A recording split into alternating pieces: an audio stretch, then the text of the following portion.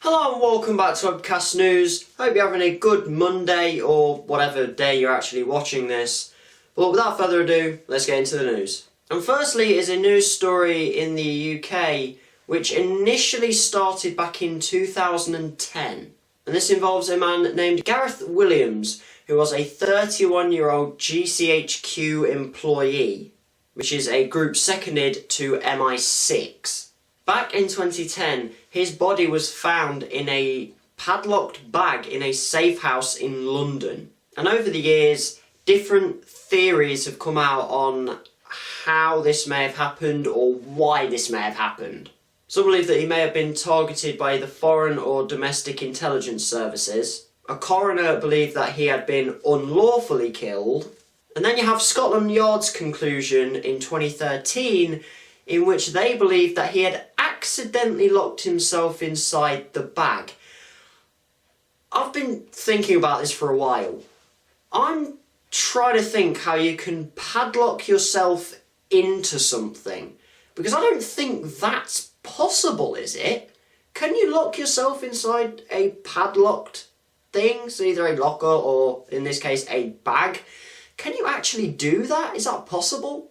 However, it's now being reported that Mr. Williams had actually hacked into sensitive files on former American President Bill Clinton. Well, if you were going to hack into sensitive details on any president, doing it on Bill Clinton is probably the best, because anything that comes out about him probably won't shock anyone. And it also couldn't get too much worse for Bill Clinton after the whole Monica Lewinsky thing. An intelligence source was quoted as saying, "The Clinton diary hack came at a time when Williams's work with America was of the most sensitive nature." Then he went on to say, "It was a diplomatic nightmare for Sir John Sawyers, the new director of MI6 at the time." So this throws up a whole new can of worms on this situation. Was Mr. Williams killed by his employers, possibly, because it was a situation that they really couldn't afford to have at the time?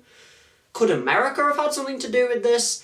If you think you can form an opinion on this, let me know what you think in the comment section down below.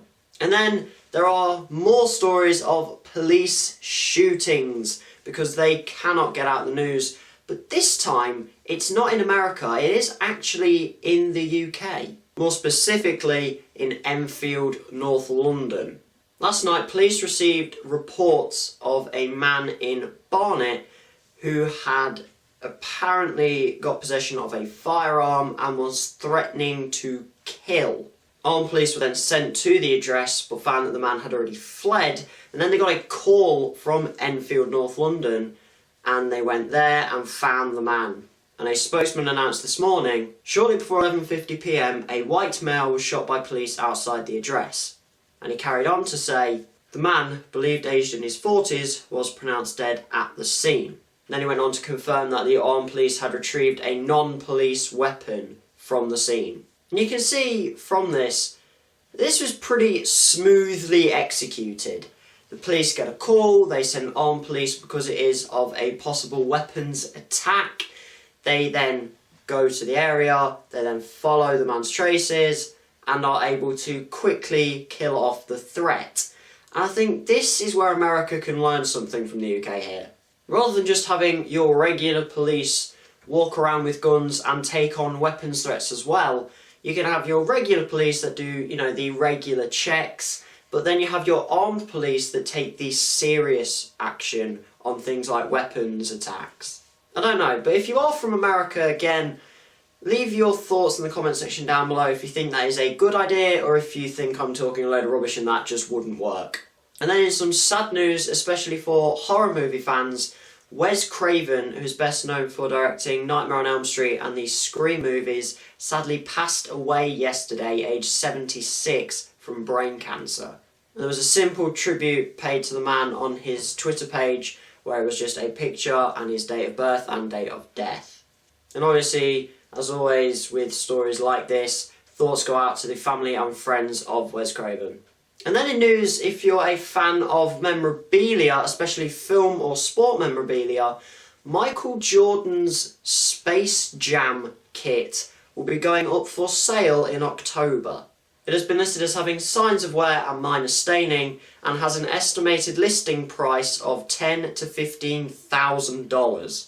As I said, it comes with the jersey and the shorts, but the shorts are size 38, which is quite large, so if you actually wanted to try and wear the kit, possibly can't.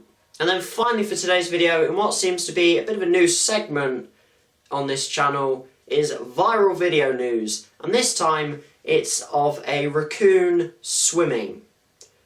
Because we can make anything go viral, because we're humans and we find animals funny. But it's like how it looks when the raccoon that goes swimming actually comes back to the second raccoon. The second raccoon looks like it's trying to pull the first one out and save its life. It looks like it's trying to be a lifeguard or something. So here's a little task again, in that comment section down below. If those raccoons were speaking to each other, what were they saying? Because I'm just interested to know what some people think. And with that, that is it for today's video. If you have liked it, hit that like button, hit the subscribe button as well. I did 2 videos on Friday, so there will be links to both of those videos in the description down below. There's also a Twitter page for the channel, which is at WebcastNews. There is also a new Facebook page, which is WebcastNews, so you can go and like that as well. And as always, thanks for watching.